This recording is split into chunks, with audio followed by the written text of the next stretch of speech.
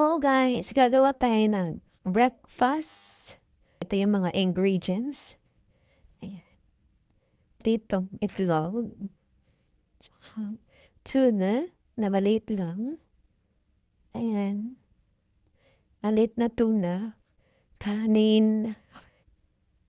Ayan. Sesame oil. Tsaka yung... Hindi siya kimchi ha. Hindi kimchi. First step, lalagay natin tong kanin.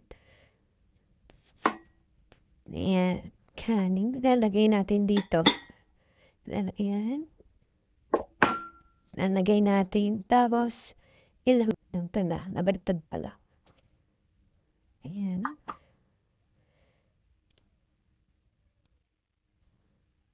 Lagyan tuna. Pagkatapos is,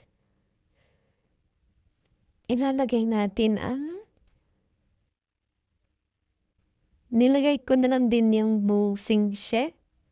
Korean musingse. Kasi dalawa lang naman yung kamay ko.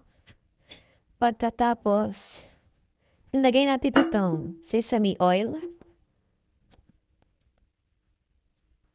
Ilagay natin ng konti lang. Yan.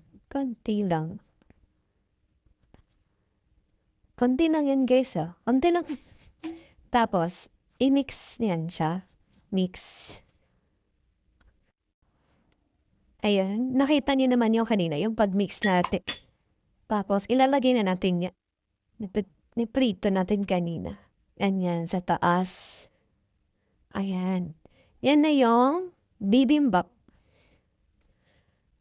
Ito na yung breakfast ni Corimao. O diba? Madali lang. Breakfast ni Corimao. Ayan. Hanggang dito na nga. Next time ulit. Bye-bye!